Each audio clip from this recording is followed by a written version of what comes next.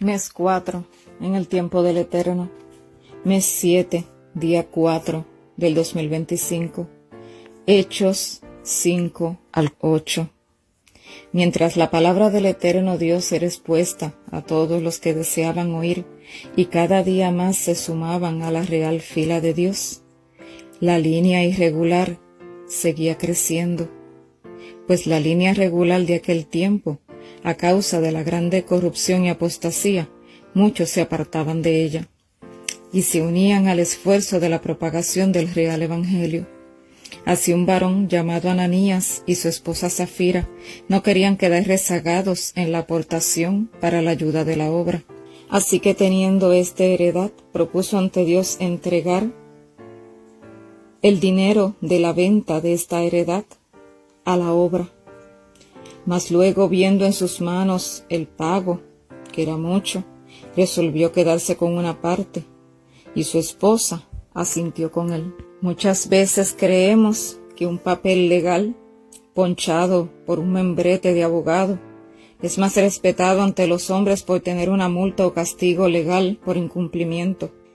Y cuando prometemos algo a Dios y no lo cumplimos, decimos, oh, Dios entiende, y ahí concluimos. Y así el maligno, adormeciendo nuestros sentidos, nos arrulla en la violación a la promesa que hemos incumplido ante el eterno Dios, que es por mucho más que cualquier papel legal humano. Así roto nuestro voto, promesa ante Dios, somos hallados culpables, y todo culpable de la ley eterna universal es reo de muerte. Retener y mentir ante el eterno Dios, ante el Padre, ante el Espíritu Santo, ante los santos ángeles como testigos, ante todo el universo que nos ve, es cosa seria. Mas el ser humano finito, mortal, es más fiel a un papel legal de abogado terrenal que al abogado celestial, que es el único que lo puede perdonar, restaurar y salvar. Cosa grande es incumplir ante el eterno Dios y tomar las cosas santas a la ligera, posponiendo aquí y allá, creyendo que podemos salirnos con la nuestra sin tener consecuencias. Así pues hicieron Ananías y Zafira su esposa. Convinieron entre ambos retener parte de lo que habían prometido a Dios. Mintió a Dios y ambos, uno primero y otro después de haber consumado su mentira, murieron y fueron en un mismo día ambos enterrados. Cosa grande es tomar livianamente las cosas del Eterno. Este registro quedó plasmado en la Sagrada Palabra para que analicemos y entendamos bien esto. ¿Será esto para infundirnos temor? ¿Será para intimidarnos como muchos suelen decir? No, de ninguna manera. Esto es para que entendamos y respetemos los votos que hacemos ante el Eterno. Es mejor no prometer a Dios que prometer e incumplir, pues nos puede costar la vida, como fue en este caso. Así, viendo la iglesia naciente en aquel entonces lo ocurrido con este matrimonio, temieron en respeto, y así no hubo lugar a dudas entre ellos que las cosas del Eterno son serias, más que lo que cualquier hombre puede pensar o plantear. Así los apóstoles seguían predicando, y muchos milagros el eterno Dios hacía a través de ellos, y el pueblo se maravillaba por esto. Enfermos, atormentados y más, todos estos venían al encuentro de los discípulos, llevados por sus familiares para ser sanados en nombre de Jesús, y todos eran sanados.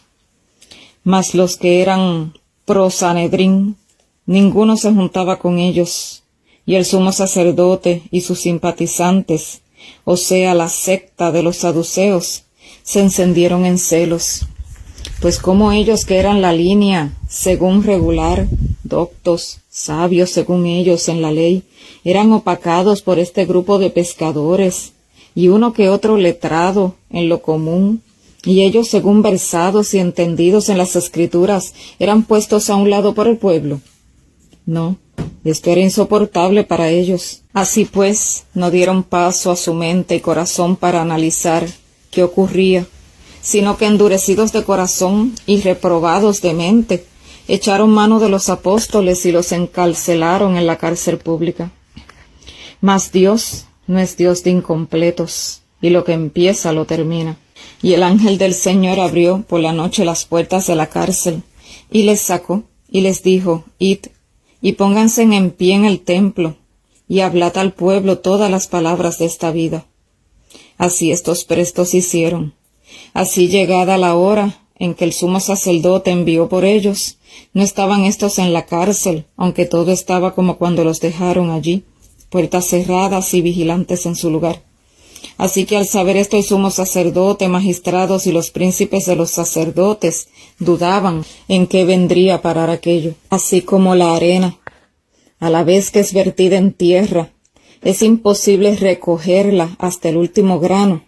Así es la palabra de vida. Una vez expuesta, imposible es de esconder, apagar o destruir. Aun destruyendo el instrumento que la lleva, la sangre de éste es fertilizante, es leña que enciende un gran fuego, y aun haciéndose ceniza la leña, esta ceniza alcalina es echada al suelo de la planta para que dé fruto al 100 por 1. Así pues alguien les avisó de dónde estaban estos discípulos hablando a la multitud, y los mandaron a traer, y fueron llevados sin violencia, pues temían al pueblo de que fueran apedreados por estos. Así, llegando al concilio, el sumo sacerdote, queriendo ejercer autoridad sobre estos ante todos, les preguntó, ¿no les ordené que no enseñasen en el nombre de ese hombre? Estos irreverentes, incircuncisos de corazón, con palabras despectivas al referirse al Salvador Cristo Jesús, eran instrumentos vivos del maligno. Y les siguió diciendo el sumo sacerdote, y no habéis hecho caso a lo que se les dijo, sino que habéis llenado a Jerusalén con vuestra doctrina, y nos enjuiciáis echando sobre nosotros la sangre de aquel hombre. Aquí con estas palabras, la real causa estaba expuesta, la real situación de su persecución ahora se develaba ante estos. Ellos no querían que despertasen a los que los sustentaban con el evangelio del bien común para todos. No querían que fueran señalados por el pueblo como que ellos eran culpables de matar al Hijo de Dios, condenando la muerte de cruz. Y claramente se exponía que ellos no simpatizaban, sino que odiaban la doctrina del Eterno, la verdadera y pura palabra que salva, la norma alta y santa del Cristo Todopoderoso, pues esta no era lucrativa para ellos. Aceptarla sería aceptar que ellos se equivocaron, que hicieron errar al pueblo, que habían conspirado en la muerte del Mesías tanto esperado, que su fin como organización sacerdotal y de rituales ya eran acabados, que ahora el Mesías muerto y resucitado los pasó de largo y abrió otra vía a la que normalmente era conocida para llevar su verdadera palabra, que habiendo tantos necesitados, estos, los lucrados, vivían a sus anchas de todos y los pobres eran marginados y olvidados. Aceptar era deponer sus cargos, sus bienes, sus comodidades y lucros. No podían permitirse esto, era mucho lo que había en juego. Decidieron ir adelante, aunque su fin y el de los que le seguían era la muerte irremisiblemente. Así, los que se unían a la línea verdadera seguían las huellas del Maestro. Estos rompieron con el Sanedrín, pues ¿qué unión tiene la luz y las tinieblas? Ninguna. Ejemplo tenemos en Judas Iscariote, bipolar, ambivalente, de dos pensamientos, de dualidad mental. ¿Cómo acabó perdiendo la vida eterna? Estando por 3 años y medio al lado del Maestro de los Maestros y presenciando grandes maravillas. Esto nos hace ver que el demente dual puede tener 1000 evidencias y perderse. Mas el que entrega su mente a Dios, una evidencia es más que suficiente. Por eso el eterno Dios vez tras vez nos dice, los entendidos entenderán. Pues el Sanedrín luchaba por amedrentarlos. Pero Pedro respondió lleno del Espíritu Santo: es necesario obedecer a Dios antes que a los hombres. El Dios de nuestros padres resucitó a Jesús, el cual vosotros matasteis colgándolo en un madero. A este Dios ha exaltado con su diestra por príncipe y sacerdote, para dar a Israel arrepentimiento y perdón de pecados. Y nosotros somos testigos de estas cosas, y también el Espíritu Santo, el cual ha dado Dios a los que le obedecen. Esto cayó como agua congelada en las espaldas del Sanedrín, y se enfurecieron. Eran palabras totalmente verdaderas, mas éstos las odiaron, y confabulándose buscaban consejo para matarlos. Esto es lo que se levanta al testimonio directo de la verdad, en oídos de los incircuncisos de corazón, de líderes corruptos con apariencia de piedad.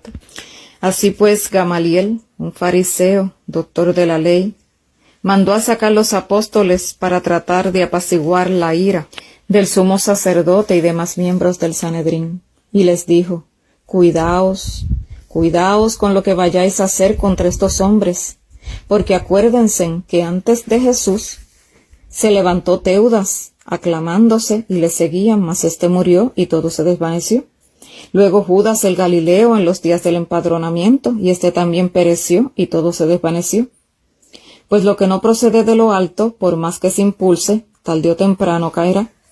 Y les recomendó: apartaos de estos hombres y dejadlos, porque si esto es obra de hombres, se desvanecerá. Pero si esto es obra de Dios, no la podréis deshacer, no sea que estéis luchando contra Dios. Así los apaciguó, y llamaron a los apóstoles nuevamente ante ellos. Los azotaron, los intimidaron, ordenándole callarse y no seguir hablando en nombre de Jesús, y luego les dejaron libres. El odio por la verdad no es de ahora, es un odio que se originó en Lucifer desde que estaba en el cielo. Quien ama el poder, la riqueza, la fama, nunca podrá amar 100% la verdad, pues el amor al mundo es enemistad contra Dios. Los discípulos no partieron guardando rencor a aquellos que le hicieron daño, sino que estaban gozosos de ser partícipes, ser tomados por dignos de haber padecido por su Maestro, Redentor y Salvador. Y todos los días no cesaban, enseñaban y predicaban de Jesucristo en el templo y de casa en casa. Así se aumentó el número de los discípulos, y se quejaron los griegos contra los hebreos, a causa de que las viudas eran desatendidas en el ministerio diario. Así pues, cuando llegan estas situaciones, hay que tomarse un tiempo para poner todo en orden. Y se reunieron para resolver esto, y resolvieron que los que predicaban no era justo dejar esto para atender las mesas. Así se buscaron 7 varones de buen testimonio, llenos del Espíritu Santo y de sabiduría, y los pusieron para atender estos casos. Y así hicieron, y le impusieron las manos en consagración a este cargo, para que todo fuera en orden, según la presciencia divina. Así crecía la palabra de Dios, y el número de los discípulos se multiplicaba en demasía en Jerusalén, y gran multitud de sacerdotes obedecía a la fe. Hay una grande lección aquí que debe ser atendida, en cuanto a los que se eligen para ser parte de la obra. No fue el primero que apareció, o elegido al azar por necesidad. Tenían estos que cumplir los requisitos divinos para dicha obra. Esteban era uno de los 7 diáconos. Era varón lleno de fe y del Espíritu Santo. Esteban hacía grandes prodigios y milagros entre el pueblo, y esto enfureció a una facción que era parte de la sinagoga, llamado los libertinos. Así cirineos, alejandrinos, los de Cilicia y los de Asia diputaban con Esteban, mas no podían resistir, no podían anular el espíritu con que éste hablaba, y como no podían encontrar ninguna cosa con que enjuiciarle, sobornaron a unos hombres, le pagaron bien para que mintieran sobre éste, y que declararan que les habían oído hablar blasfemias contra Moisés y contra Dios. Así le formularon un caso con soborno, con mentira, premeditación y alevosía. Y alborotaron al pueblo y lo llevaron ante el concilio, arrestado. Allí los testigos falsos, pagados por los de renombre, declararon falso testimonio contra Esteban, declarando que Esteban no paraba de blasfemar contra ese lugar santo y la ley. Y añadieron: le hemos oído decir que este Jesús de Nazaret destruiría este lugar y cambiaría las costumbres que nos dio Moisés. Así pues, estos dos falsos testigos, pagados por la organización de aquel entonces, declararon mentiras, tergiversaron todo para ponerlo de acuerdo a sus fines y propósitos. Jesús hablaba de su templo, y ellos sin discernimiento aseguraban que él hablaba del templo de piedra de estos. Y las enmiendas que Jesús hizo a la ley que él mismo dio a Moisés, las tomaron estos incircuncisos como anulación a la ley recibida por Moisés. Así de perverso, sin sentido y sin discernimiento, es el entregado a la reprobación. Ciertamente campaña satánica es esta, que el mismo Lucifer comenzó en el cielo y sigue actuando de la misma forma a través de los que bien le sirven. Así todos, volteando a ver a Esteban, vieron como el rostro de un ángel en él, otra evidencia ante estos, pero el odio por defender el yo satánico de ellos les cegaba ante las más contundentes evidencias. Allí estaba la prueba fehaciente, visiblemente ante estos, que el cielo aprobaba a Esteban, mas estos obviaron toda evidencia. Y el sumo sacerdote, el cargo más alto entre los del Sanedrín, como por decir hoy, el presidente de la conferencia general, alzó su voz y dijo: ¿esto es así?, preguntó Esteban. Y Esteban le declaró toda la historia, desde Abraham hasta sus días. Le dio Emaús, les puso ante ellos esto, mas estos se enfurecieron alocadamente ante todas las palabras de verdad, pues éstas apuntaban a su enjuiciamiento. Así, encolerizados, crujían sus dientes de la ira que el maligno que les poseía les inducía. Mas Esteban, lleno del Espíritu Santo, puso sus ojos en el cielo, y vio en visión la gloria de Dios, y a Jesús en pie a la diestra de su Padre, y exclamó ante todos: He aquí veo los cielos abiertos, y al Hijo del Hombre en pie a la diestra de Dios. ¡Qué maravilla! ¡Qué gloria! ¡Qué privilegio! Que el Eterno esté al pendiente de sus hijos en todo momento y en toda circunstancia, para fortalecerlos y desterrar por su poder el temor de éstos ante la muerte. El Eterno lo envolvió en la atmósfera celestial, como cuando una madre o un padre abrazan a su tierno hijo que está sufriente, lo consuelan y lo protegen. Esto, por poner un ejemplo, porque lo de Cristo Jesús es aún más sublime y excelso. Mientras Esteban estaba robado en dichas maravillas frente a él, Satanás y sus secuaces estaban enfurecidos, descontrolados de odio y perversidad. Y estos gritando, arremetieron contra él, lo sacaron fuera de la ciudad, dándose sus mantos, los pusieron a los pies de un joven llamado Saulo, mientras apedreaban a Esteban. Mientras las piedras caían sobre el cuerpo de Esteban, éste invocaba al eterno Dios y decía: Señor Jesús, recibe mi espíritu. Es decir, en tus manos encomiendo mi espíritu. Qué fe la de Esteban, qué paz ante la muerte, qué corazón lleno de amor y compasión, que le dejaba ver las cosas por lo que realmente son. Por eso exclamó a gran voz: Señor, no les tomes en cuenta este pecado. Oh, temple divino, conversión y convicción intacta, intachable hasta el final. Nada de retractarse por miedo ni por conveniencia, sino perseverancia hasta el final, aunque se desplomen los cielos. Fiel como la brújula al polo hasta el final. Así llegó el fin de Esteban y durmió en Cristo Jesús, pasando a la historia como el primer mártir luego de Cristo Jesús, y con su muerte a la culminación de la gracia para aquellos incircuncisos de corazón. Así fue enterrado por piadosos hombres, y grande lamento fue entre ellos a causa de su muerte. Así pues, la iglesia naciente, la que seguía la real línea divina, comenzó a ser perseguida, con Saulo como líder de los que le perseguían, y así fueron salidos de Jerusalén y esparcidos por Judea, Samaria, menos los apóstoles. Así de casa en casa, Saulo iba, arrestando hombres y mujeres por igual, y los encarcelaba. Pero los que fueron esparcidos diseminaban la palabra por donde quiera que iban. Así Felipe fue a Samaria, y allí predicaba, y todos escuchaban, y eran testigos de milagros. Sacaba espíritus inmundos, paralíticos y cojos curados, todos en nombre de Cristo Jesús, y todos se gozaban en aquella ciudad a causa de esto. Mas como en todo lugar, el enemigo tiene sus agentes. Un hombre llamado Simón el Mago engañaba a la gente haciéndose grande entre ellos. Todos le oían desde pequeños a grandes, y todos creían que su poder provenía de Dios.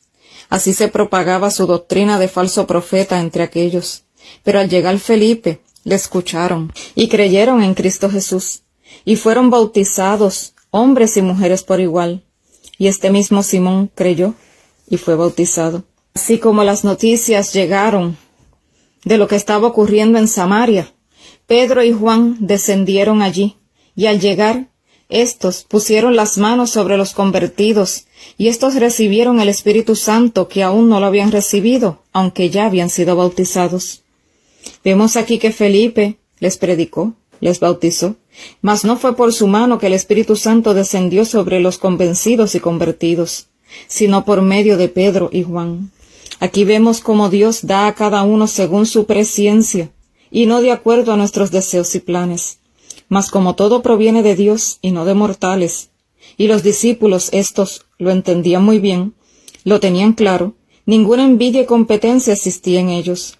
Su fin era ser pescadores de hombres para el reino del eterno Dios. Pero para los que codician poder, esto era codiciable, y rápidamente Simón, el que le decían el mago, viendo lo que hacían Pedro y Juan, rápido se acercó a estos para que le impusieran las manos para él poder recibir ese poder. Y no solo esto, sino que les pagaría bien por ellos hacer esto con él. Así es el insensato corazón humano, el incircunciso de corazón, el dual de pensamiento, el real estado laodicense. Cree que todo se compra con dinero, mas lo que proviene del eterno Dios es gratuito para los que según su presciencia son merecedores de dicho don, y ningún mortal puede regir o comprar esto.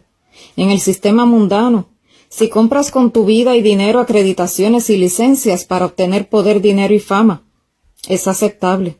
Mas el sistema real, el celestial, no necesita nada de esto, y vale más que cualquier cosa que pueda ofrecer este mundo destinado a la destrucción.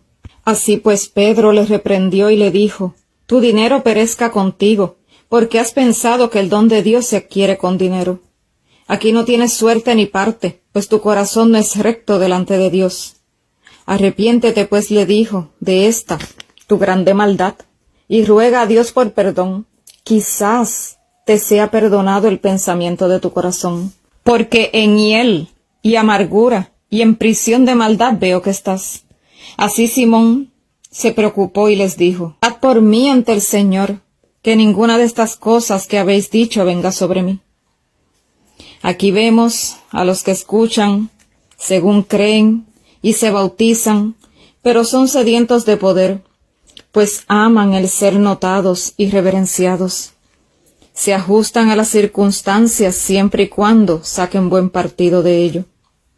Pero los verdaderos hijos de Dios no se detienen por esto. Así que siguieron hacia adelante los discípulos en su misión. Pues cuando entendemos la real misión, podemos ver a las claras los obstáculos, mas los entregamos a Dios y continuamos. Así, el fiel siervo de Dios avanza si Dios le dice, y se detiene si Dios le dice. Así nuestro pie nunca resbalará jamás. Así pues Felipe fue enviado por el ángel del Señor al sur, al camino que baja de Jerusalén a Gaza, que es un desierto. Y así hizo Felipe, y encontró un etíope, un eunuco, hombre de autoridad, súbdito de Candace, reina de los etíopes. Este era el encargado de todos los tesoros de ésta, y había ido a Jerusalén a adorar, y estando de regreso en su carro sentado leía el libro de Isaías. Así, el Espíritu impulsó a Felipe a acercarse a él y a preguntarle si entendía lo que leía, y Felipe corrió hacia él. Así es cuando Dios te manda. Se corre a cumplir la orden recibida por él, como David cuando corrió hacia Goliat. Y Felipe le dijo, ¿entiendes lo que lees? Y el etíope le respondió, ¿cómo podré a no ser que alguien me lo explique? Oh, maravillas de maravillas. Los ojos del eterno Dios van por toda la tierra buscando a la gente pensante, aquellos que anhelan entender, que luchan por buscar la verdad, de entender los designios divinos. El Eterno vio a ese etíope haciendo así y no podía dejarle allí a su suerte. Por eso urgió a Felipe a ir a su encuentro. Rápidamente el etíope rogó a Felipe que se subiese a su carro y se sentara con él.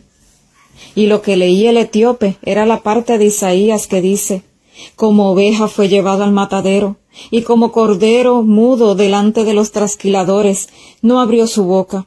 En su humillación su juicio fue quitado, mas su generación, ¿quién la contará? Porque es quitada de la tierra su vida. Y el eunuco no entendía, y le dijo a Felipe, explícame, ¿habla de él mismo, el que escribió aquí, o de otro profeta? Y Felipe, gozoso y lleno del Espíritu Santo, abrió su boca y le predicó el Evangelio de Jesús, del cual allí se refería Isaías. Aquí vemos a Felipe en dos escenarios, primero en Samaria, tirando la red, y luego en el camino que va de Jerusalén a Gaza.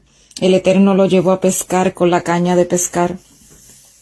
Ambas acciones son sumamente necesarias para el avance de la obra del Eterno Dios, pues aún por una alma el Eterno hubiera venido a morir para salvarlo, y hay grande regocijo en el cielo por un pecador que se arrepiente. Así que de camino, mientras Felipe le explicaba al etíope todas las maravillas en Cristo Jesús, llegaron a un lugar donde habían aguas abundantes, y el eunuco dijo a Felipe, ¿qué impide que yo sea bautizado? Y Felipe le contestó, si crees de todo corazón, bien puedes.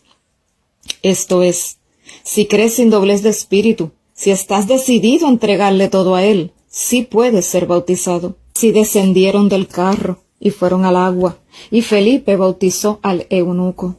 Y cuando subían del agua, el Espíritu del Señor arrebató a Felipe, y el eunuco no le vio más, pero gozoso siguió su camino.